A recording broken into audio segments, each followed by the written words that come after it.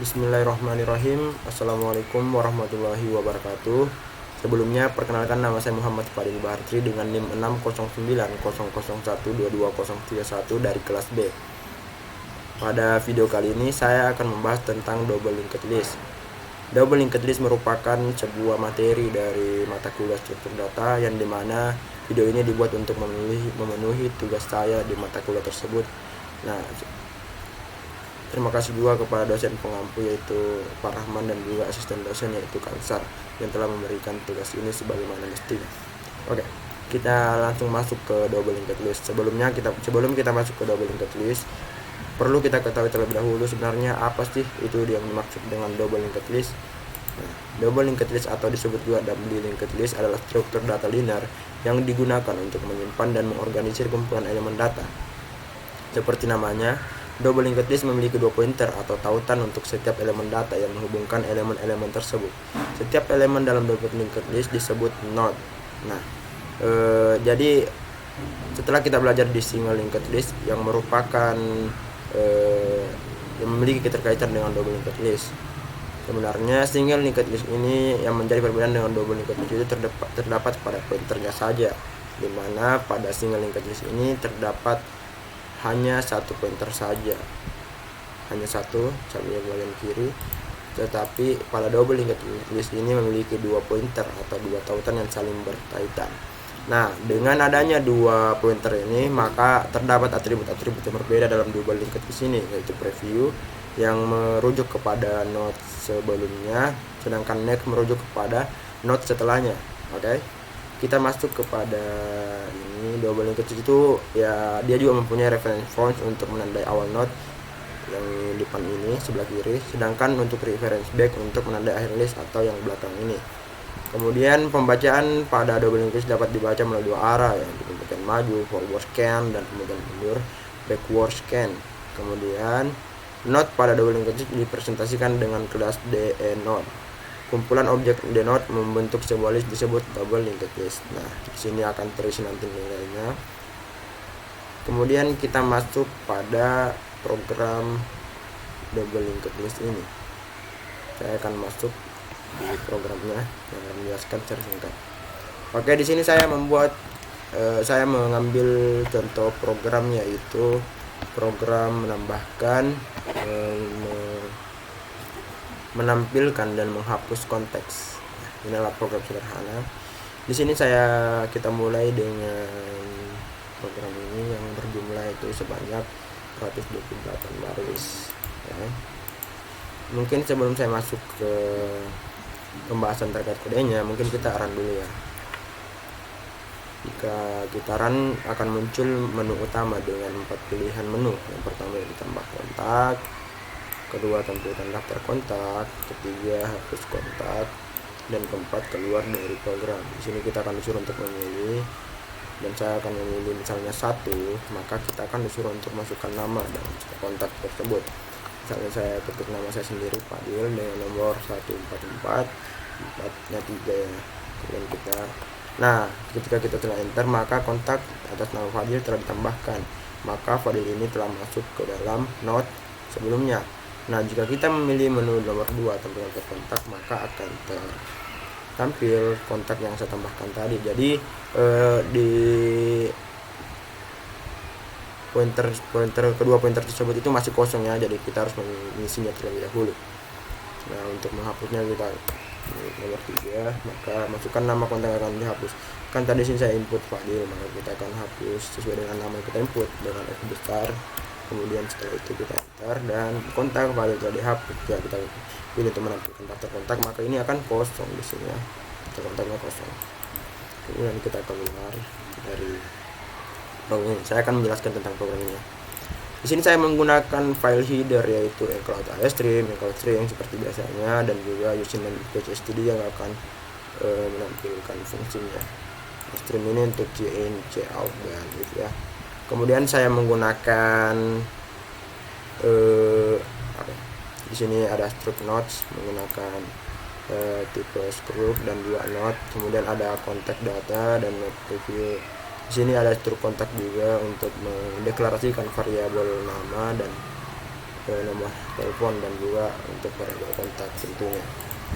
Nah, di sini juga saya menggunakan fungsi prosedur untuk membuat menu di program saya ini, dengan mana dengan fungsi prosedur ini pasti akan lebih menstrukturkan data atau program yang saya buat. Nah, di sini dapat kita mudah mengerti ya sebenarnya. Nah, di menu utamanya ini sebenarnya simpel ya, saya akan memanggil satu prosedur saja, yaitu prosedur atau void menu. Di sini akan terpanggil yang menu. Kemudian dalam menu ini dia akan memanggil seluruh. Jika kita memilih satu akan memanggil ini konteks. Jika kita memilih nomor 2 maka akan memilih display konteks. Kalau nomor 3 dia akan memilih di remove konteks. Oke. Nah, saya akan menjelaskan terkait dengan program yang saya buat. Jadi untuk variabel yang saya pakai di sini itu ada nama, phone atau nomor telepon. Di sini juga ada kontaks, tipe datanya struct, struktur data.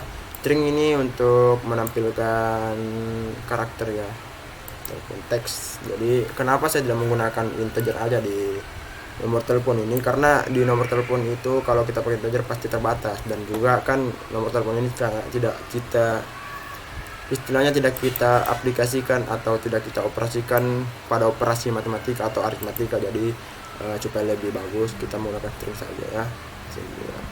Struct node atau konteks data, di mana node ini menggambarkan pada pointer sebelumnya. Ini pref ini merujuk pada pointer sebelumnya, sedangkan next merujuk pada pointer setelahnya.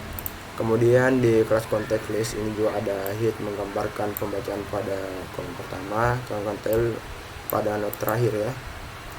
Kemudian untuk di add contact ini saya menggunakan prosedur add contact, contact dan contact.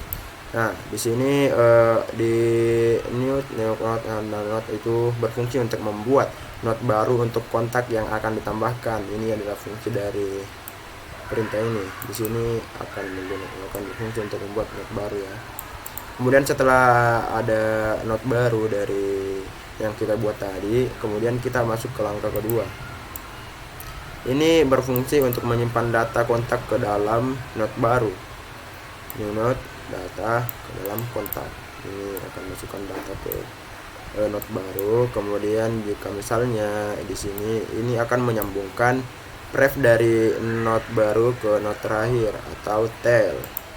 Ini adalah node terakhir, dia akan menyambungkan pref atau node sebelumnya.